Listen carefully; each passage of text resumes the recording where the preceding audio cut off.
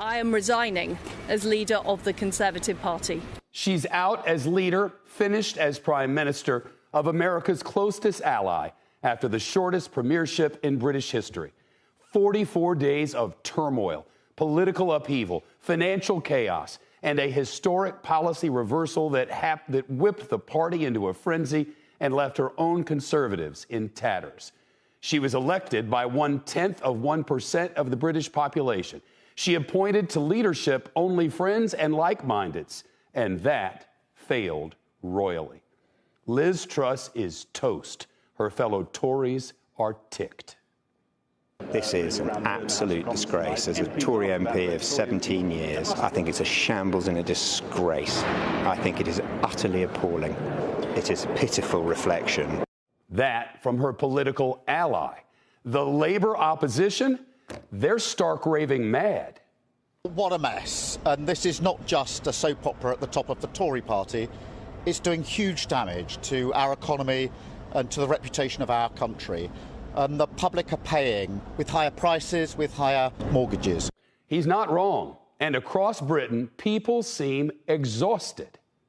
We just can't have this amount of turmoil. It's an embarrassment. It just had to be done because things were in such a state of chaos. We'll just wait and see what happens next. I'm actually embarrassed to be British at the moment and to be a Conservative voter. Well, it's an absolute disgrace. I'm delighted to hear that she's finally gone. Stiff upper lips on holiday for the foreseeable future. The road to this meltdown short but treacherous. The political editor of our sister network Sky News in the United Kingdom may have said it best. Quoting Beth Rigby, "Today there's a collective sense of shock, rather like the aftermath of a car crash, where you emerge from the wreckage dazed and confused, asking yourself, what just happened?" It was very quick and very painful. 2 days after she became the Queen's 15th Prime Minister, she was confronted by a nation in mourning. We are all devastated by the news that we have just heard from Balmoral. When politics did return, she was on the defensive. You're prepared to be unpopular, aren't you? Yes, I am. She pushed ahead with tax cuts for the rich and no way to pay for it. Her Chancellor of the Exchequer delivered the news. I'm not going to cut the additional rate of tax today, Mr. Speaker. I'm going to abolish it altogether. That upended the markets, rocked the economy, and brought political unrest.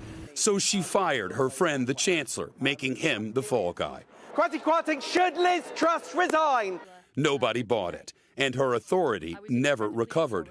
The man she thought could make things right and save her as Prime Minister tried, undoing all that had just been done. Firstly, we will reverse almost all the tax measures announced in the growth plan 3 weeks ago. That left Truss a Prime Minister with no identity. Last night, chaos, resignations, and nowhere to turn. Then this morning, the doors at number 10 swung open. Liz Truss emerged, alone and under fire. Given the situation, I cannot deliver the mandate on which I was elected by the Conservative Party. I have therefore spoken to His Majesty the King to notify him that I am resigning as leader of the Conservative Party.